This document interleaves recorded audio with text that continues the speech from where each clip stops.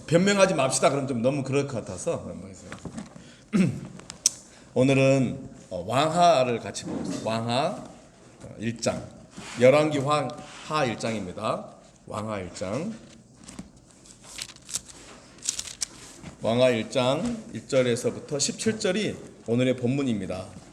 왕하 1장 1절에서부터 읽겠습니다.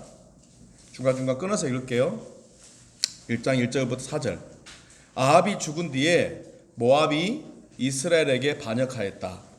아하시아가 사마리아에 있는 그의 다락방 난간에서 떨어져 크게 다쳤다. 그래서 그는 사절단을 에그론의 신 바알세붑에게 보내어 자기의 병이 나을 수 있을지를 물어보게 하였다.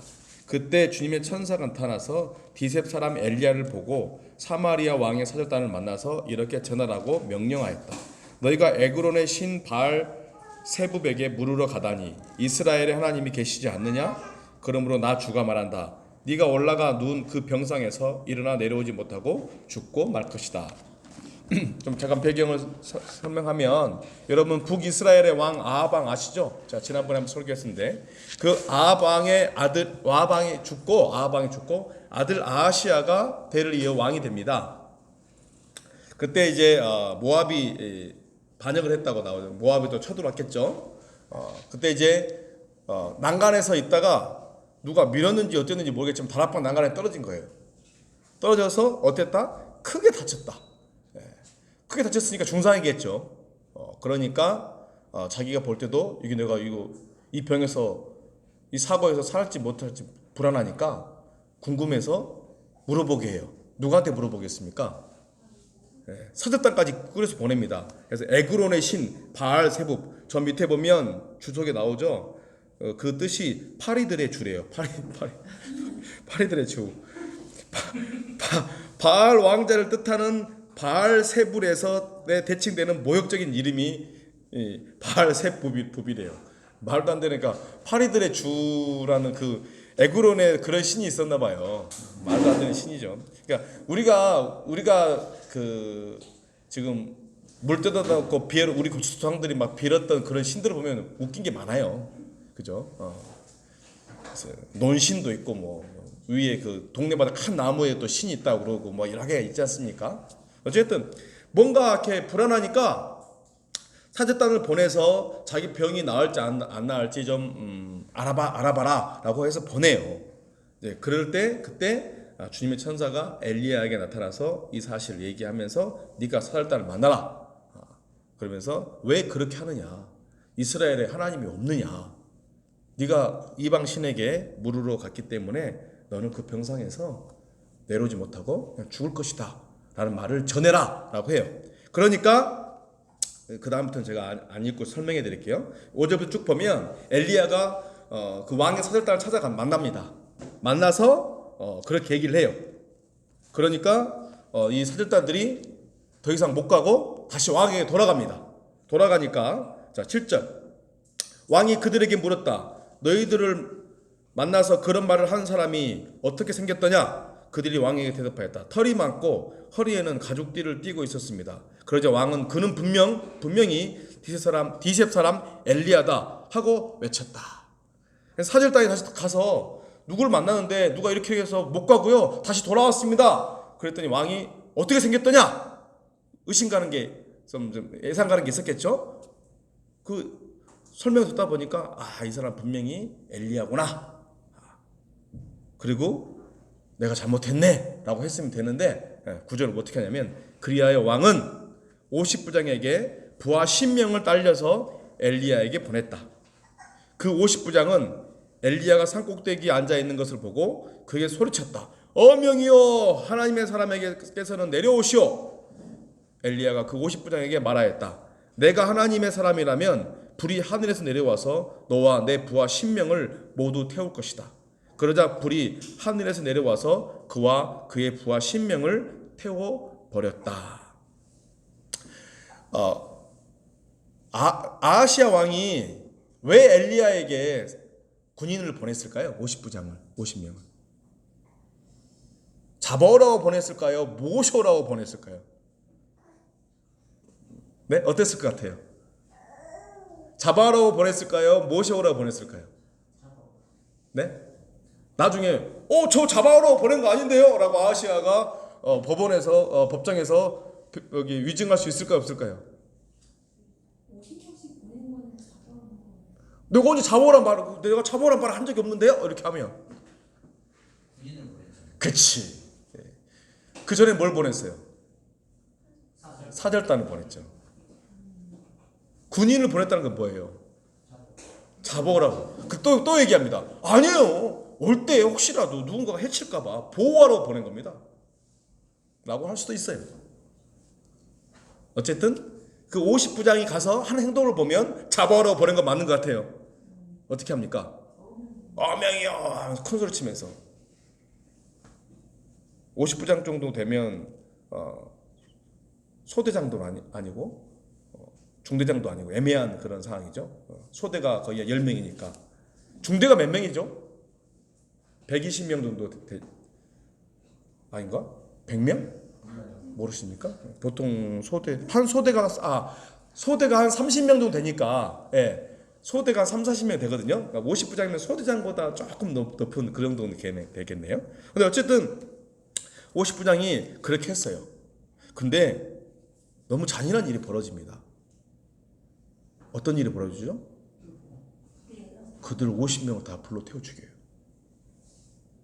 좀 하나님은 너무 좀 잔인하지 않습니까? 가영 어때? 좀 잔인하지? 시즌 어때? 나는 처음에 이걸 읽을 때 하나님 너무 잔인한 거 아니에요? 라고 생각했어요. 아니 50부장이 뭔 죄가 있어요? 그 50명의 그 병사들은 뭔 죄가 있냐고요. 근데 하나님이 불로 그들 다 태워 죽여요. 그 다음에 11절 왕이 다시 다른 50부장에게 부하 10명을 딸려서 엘리야에게 보냈다. 그 50부장은 엘리야에게 말하였다. 어명이요 하나님의 사람께서는 내려오시오. 엘리야가 그들에게 말하였다. 내가 하나님의 사람이라면 불이 하늘에서 내려와 너와 네 부하 10명을 모두 태울 것이다. 그러자 하나님의 불이 하늘에서 내려와서 그와 그의 부하 10명을 태웠다. 두 번째 또 보낸 그들도 똑같이 했고 똑같이 죽임을 당합니다. 이들이 하나님 앞에 섰어요. 여러분이 이 50부장이라면 어떻게 변명하겠습니까? 네. 왜 저한테 이러십니까? 그들 마음속 깊은 곳에서는 어떤 게 있을까요? 제가 이 50부장이라면 이럴 것 같아요. 이런 마음이 있었을 것 같아요. 지금 하나님 보세요. 우리는 하나님 선택한 민족이라 했지만 지금 하나님의 축복이 거의 일어나지 않고 있고요.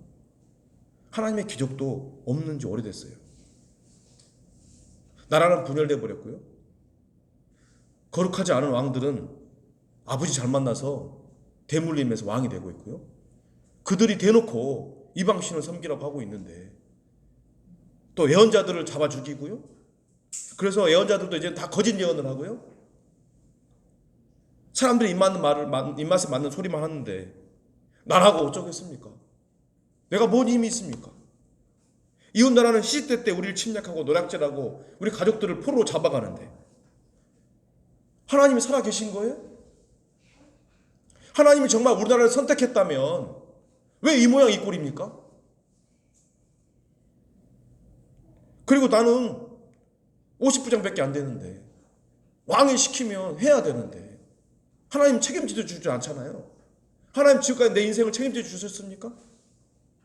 이런 마음이 들지 않을까요? 저 밑바닥 속에 그런 마음이 있을지도 몰라요. 평상시에 그랬을 수도 있죠. 어느 날 이제 왕이 시킵니다. 가서 엘리야를 잡아오느라. 갔어요.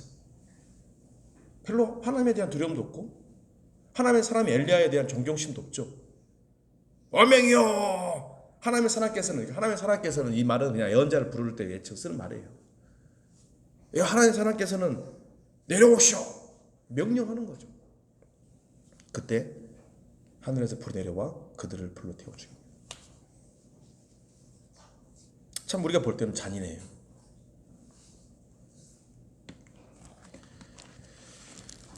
이제 나중에 우리가 이 50부장이면 죽어서 이제 하나님 앞에 섰을 때 얘기해요.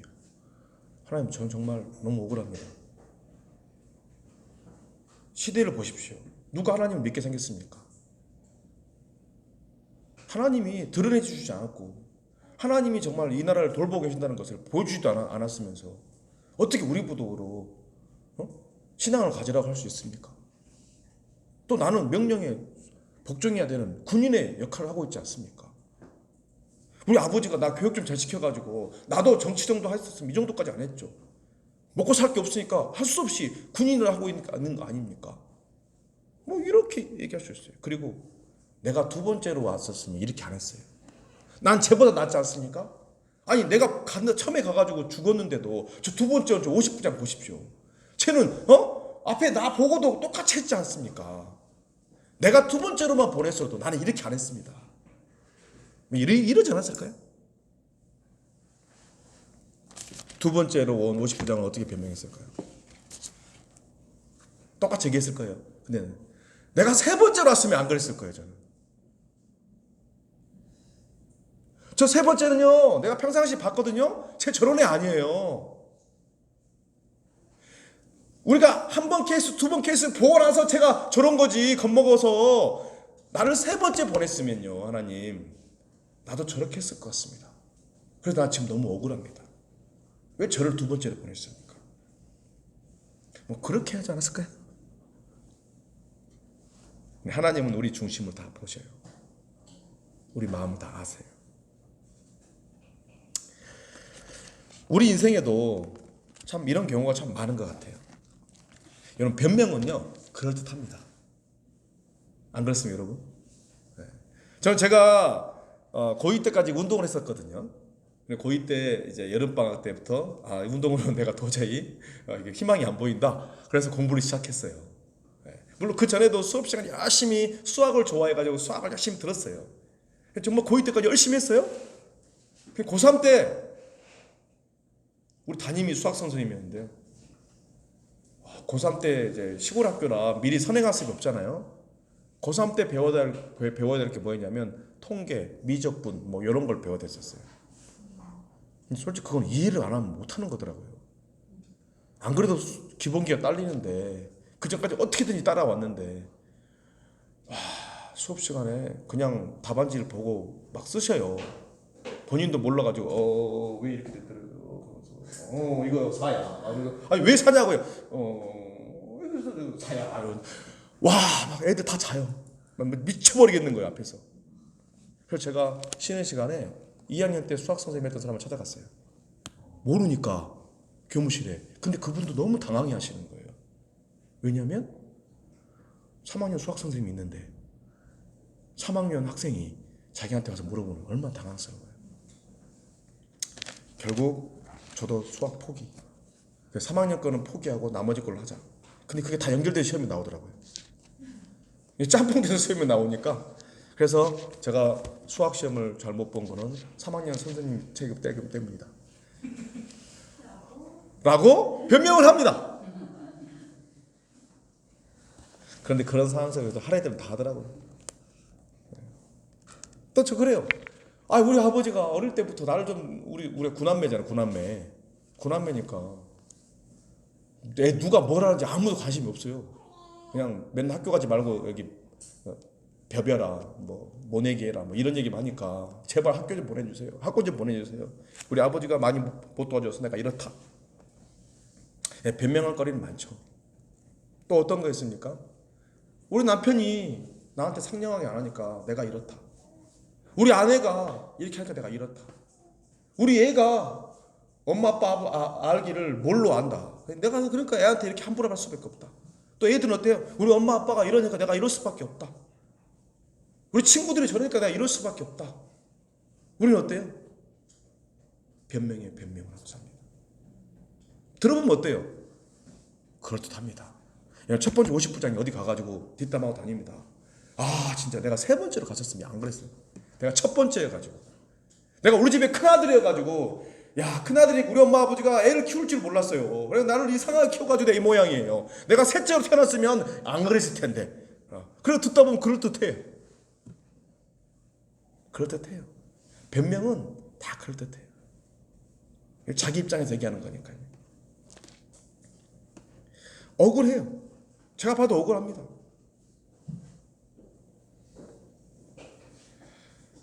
세 번째 50부장은 13절, 왕이 세 번째로 또 다른 50부장에게 부하 10명을 딸려서 보냈다. 세 번째 50부장은 올라가서 엘리야 앞에 무릎을 꿇고 애원하며 말하였다. 하나님의 사람께서는 우리의 청을 물리치지 말아 주십시오.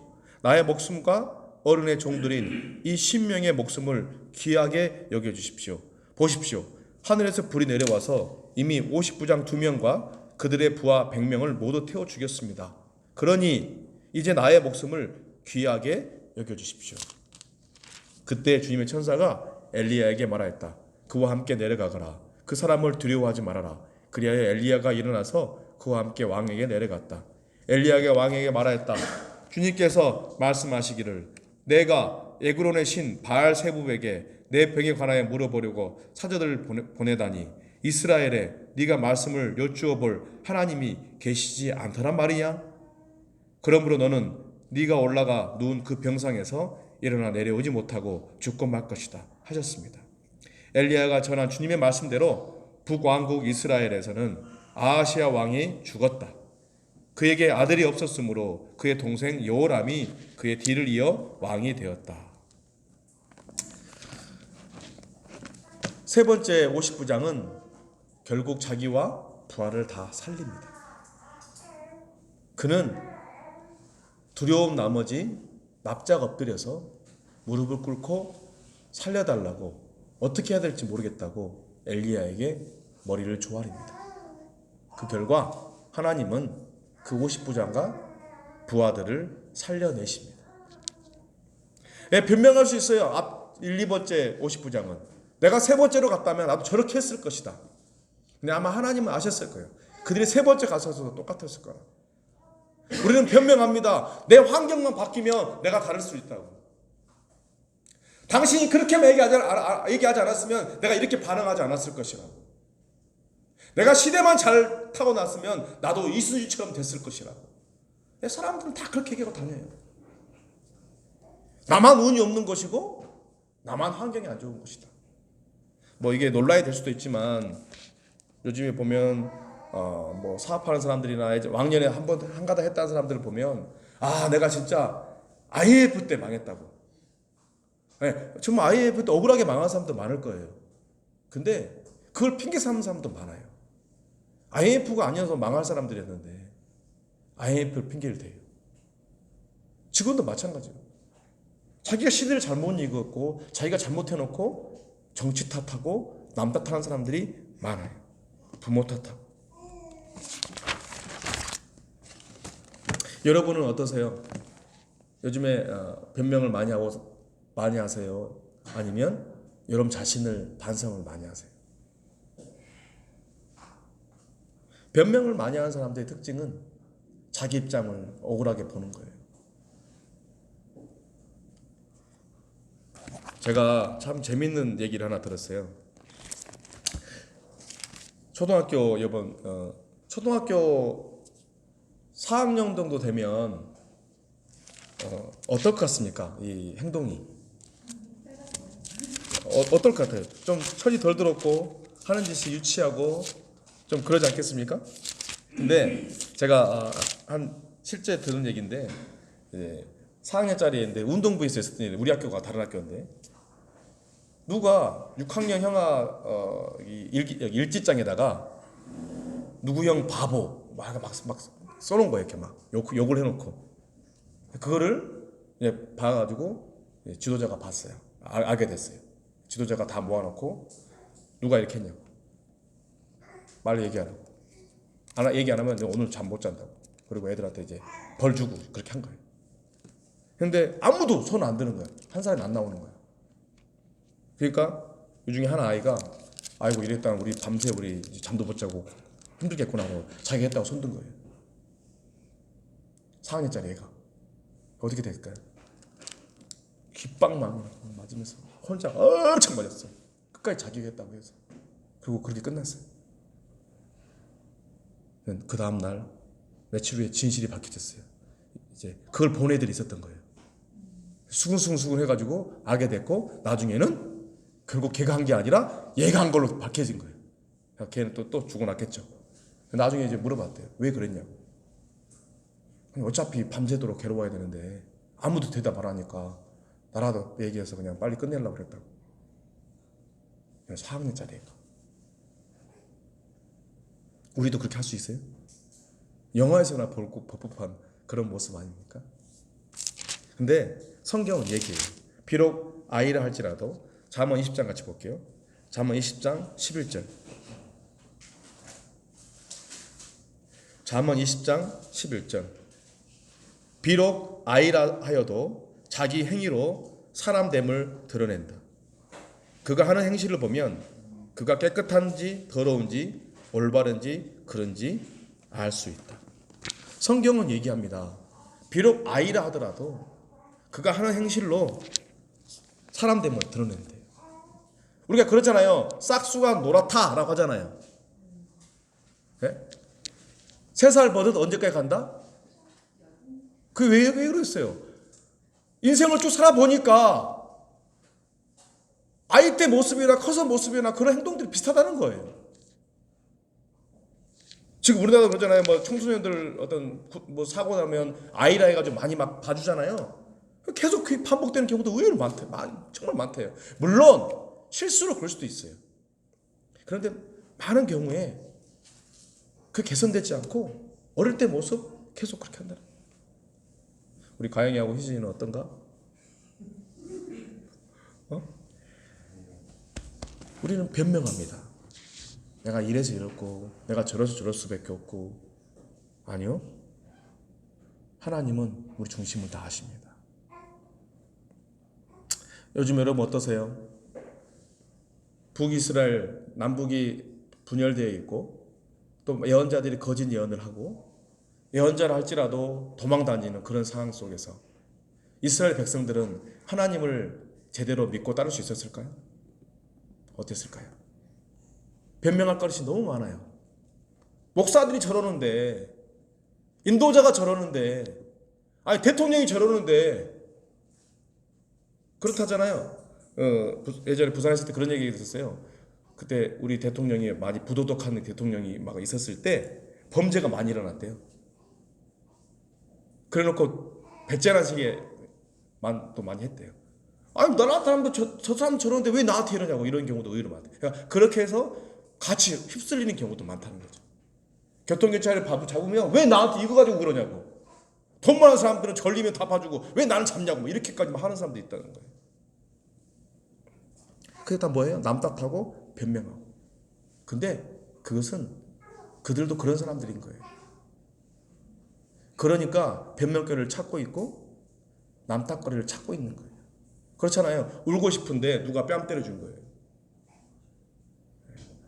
화내고 싶은데 누가 성질을 건드려 준 거예요.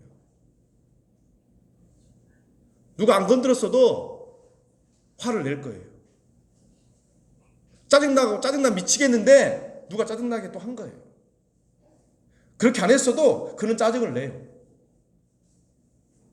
죄를 짓고 싶었는데 누가 그렇게 유혹한 거예요.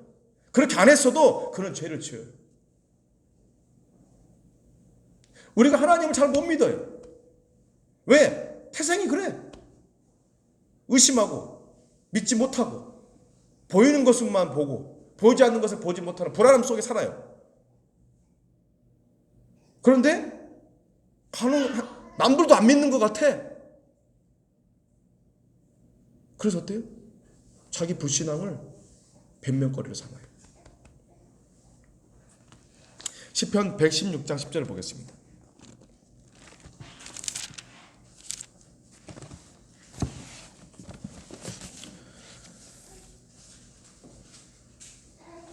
시편 116장 10절. 이건 제 마음을 담은 구절이에요. 내 인생이 왜 이렇게 고통스러우냐 하고 생각할 때에도 여기까지는 나거든요. 네 밑에는 나랑 다른 사람이에요. 나의 믿음은 흔들리지 않았습니다. 우리가 고통스럽게 사는 사람을 보면 이해가 되고 안타깝고 그가 그걸 변명 삼아서 어떤 걸 하더라도 우리는 이해를 할 수 있을지 모르겠어요. 또 그들은 자기 인생이 고통스러운 것을 변명 삼겠죠. 안 그러겠어요? 그때 이 기자는 그럼에도 불구하고 나의 믿음은 흔들리지 않았답니다. 이 시편 기자는 얼마나 하나님께 부르짖었겠어요. 얼마나 하나님께 도움을 구했겠어요. 그런데 하나님의 도움이 없었던 거예요. 그런 인생이 고통스럽죠. 그러면 하나님이 있다는 결론을 내릴까요? 없다는 결론을 내릴까요? 없다는 결론을 내리겠죠. 그럼에도 불구하고 믿음이 흔들리지 않았다. 정말 연단된 믿음이죠. 우리는 어떻습니까? 우리는 어때요? 우리는 환경을 탓하고 상황을 탓하고 원망하고 내 마음대로 해버리고 그것을 내 책임으로 돌리는 게 아니라 그 환경에 돌리지 않는지.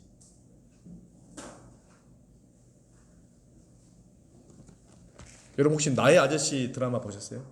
저는 요즘에 하는 건 줄 알고 요즘에 좀 가끔 밤에 하길래 재밌게 보고 혼자 감동받고 물론 좀 너무 배경이 우울해. 근데 보면서 내가 뭘 느끼냐면 그 나의 아저씨 역의 그 사람이 누가 자기를 도청하고 있거든요. 원래 처음에는 이제 공격하려고 도청했는데 사람이 있는 데는 없을 때나 너무 발라요. 정직하고 사람들을 위하고. 그러니까 그를 헤아리었던 사람이 결국에 그를 도와줘요. 그런 내용들인데 그 남자 주인공을 보면서 너무 부끄럽더라고요. 한결같아요. 사람들을 대하는 인생을 살아가는 마음이 정직하고 진실하고 또 배려하고 존중하고 저 사람이 진짜 크리스찬이구나 라고 생각할 정도로 그렇게 살아요. 물론 현실은 쉽지 않겠죠? 저를 생각해 봤어요. 하나님이 나를 다 도청한다는 건 아니겠지만 나를 다 알고 있는데 우리 아내가 저한테 혼내는 게 있었어요. 예전에 책망하는 게 내가 이제 교회 형제매들 어떤 같이 상담해야 되고 얘기할 때 우리 아내한테 뭔 얘기하면 우리 아내가 나한테 무지 싫어했어요. 여보 그렇게 얘기하지 마. 아니 나는 그 사람 어떻게 도와줄까 하려고 했는데 그래도 그렇게 얘기하지 마. 나쁘게 얘기하지 마. 저한테 그래요. 그래서 좀 처음에는 밥 마셔. 자기는 얘기 안 해. 막 이래. 자기는 얘기 안 해. 막 이렇게 됐었어요. 근데 우리 아내는 그래요. 없는 데서도 누군가의 나쁜 부분을 얘기하는 것을 너무너무 괴로워해요. 누가 보든 안 보든. 참 이렇게 저는 요즘에 저도 제 삶이 잘 안 풀려 뭐가. 그래서 어제도 산에 올라가는데 기도하고 계속 기도하는데 그때 마음이 이렇게 변명거리를 찾아요. 여러분 안 그러세요? 가영아 시험 못 보면 내가 공부를 못해서 시험 못 봤습니까? 하십니까? 아니면 이번에 이런 것 때문에 그랬어. 그래. 뭐 여러 가지 변명. 나같이 우리 수학 선생님을 내가 탓하듯이 혜진이는 어때요? 어? 변명하잖아요. 우리 변명거리를 찾아요. 변명하면 왠지 모르게 나는 좀 거기서 벗어나는 것 같아요. 아니요. 하나님은 변명을 좋아하지 않습니다. 하나님은 책임지길 바라요. 우리가 거기에 반성하길 바라지 변명하는 것은 누구에게도 도움이 안 돼요. 변명한다는 건 뭐냐면 내 입장을 나를 불쌍히 여기는 거고 내 입장만 살피는 거예요. 그 50부장은 엘리야의 입장을 하나도 살피지 않았어요. 자기 명령이니까 나는 명령 받았으니까 엘리야한테 어명이요. 얼마나 건방져요. 엘리야의 입장을 생각했다면 존중하는 말투라도 하지 않았겠습니까? 안 그래요? 그렇게 하지 않았어요. 자기 입장만 생각했어요. 자, 한번 24장 10절을 보겠습니다. 자, 한번 24장 10절.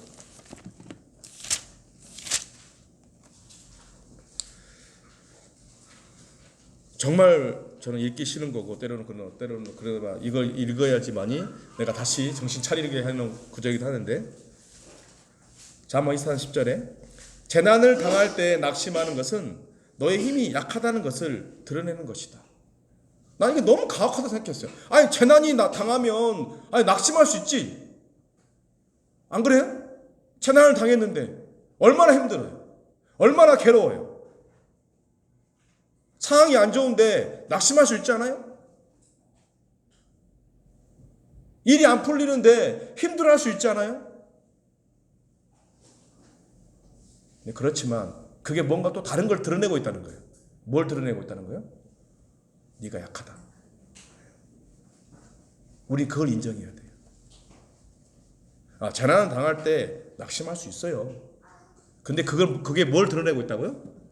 내가 이 정도로 감당할 수 없는 약함이구나. 이걸 깨닫고 뭐 해야 돼요? 강해지기 위해서, 더 힘이 있기 위해서 노력해야 된다는 것이에요. 누군가가 나를 좀 멸시하는 듯이 쳐다보는 그 눈빛 하나에 내가 무너져 버린다면 변명을 할 수 있어요. 제가 저렇게 날 쳐다봤다. 그러나 그것에 내 마음이 요동치고 화가 난다면 내가 그만큼 약한 거예요. 누군가가 나에게 짜증을 냈다. 아니 혼자 짜증을 냈어. 혼자. 그걸 보는 게 왜 이렇게 꼴보기 싫은지. 그래서 내가 짜증이 내고 나도 화를 냈어. 변명할 수 있어요. 네가 먼저 짜증을 냈지 않냐. 근데 그게 드러내는 거예요. 내가 약하다는 것을. 하나님은 우리가 완벽할 수는 없지만 구약을 통해서 우리에게 교훈을 삼으라고 해요. 구약의 많은 신앙의 선배들, 인생의 선배들, 그것이 희노애락이 있죠. 잘했든 못했든 배울 게 있어요. 우리가 그걸 통해서 뭐예요? 교훈 삼으라는 거예요. 저는 오늘 세명의 50부장 그들이 변명한 것이 나오진 않지만 저는 그들의 변명이 들리는 것 같아요. 나도 왜 그렇게 할 거기 때문에. 그런데 하나님은 오늘 우리에게 말씀하십니다. 변명하지 말고 우리는 싸우고 노력해야 된다. 어떤 상황에서도 우리가 선을 행하고 어떤 상황에서도 감사하고 기뻐하고 사랑할 수 있도록 우리는 노력하고 싸워야 돼요. 그리고 어떤 상황에서도 하나님을 붙들고 하나님을 의지하는 것. 아하시아처럼 다른 신을 쫓아가는 것. 그런 짓은 절대로 하지 말라는 거예요. 누가 그러죠. 우리 교회가 작으니까 내가 열정이 없는 거고 내가 믿음이 없는 거예요. 네, 그것도 변명인 거예요. 그런 사람들 교회 사람이 말하면 어떻게 되는 줄 아세요? 네? 또 다른 핑계거리를 찾겠죠. 너무 사람이 많아서 복잡해가지고 누가 누군지도 모르겠고 나는 작은 교회가 좋아요. 이럴 수 있죠. 네, 변명은 끝이 없습니다. 오늘 상황이나 환경에 흡쓸린다는 것은 어쩔 수 없이 우리는 약하기 때문에 흡쓸릴 수밖에 없어요. 하나님도 우리 그걸 이해하세요. 그런데 그걸 당연시 여기지 말고 그걸 변명거리로 삼지 말고 그럼에도 불구하고 바른 길을 가도록 싸우는 우리가 됩시다. 여러분 잘 아시잖아요. 바닷물은 짜잖아요. 그죠? 바다에서 헤엄치는 물고기는 짭니까 안 짭니까? 안 짜요. 안 짜요. 그냥 먹어보세요. 싱거워요. 그래서 소금 쳐서 간을 해야 되고 생선 구울 때. 맞죠 이제는? 환경에 영향을 안 받고 있다는 것을 그렇게 우리가 표현을 하잖아요. 우리 세상이 때로는 악하고 세상이 우리를 힘들게 하고 우리를 가만 내버려두지 않지만 친구들이 때로는 분위기에 휩쓸리잖아요. 근데 우리만 정신을 차리고 깨어있다면 그런 상황 속에서도 믿음을 지키고 하나님이 기뻐하시는 길을 갈 수 있습니다. 아멘. 우리 성찬할 때 변명하지 말고 회개하고 반성하는 결정을 하실 바라겠습니다. 기도하겠습니다.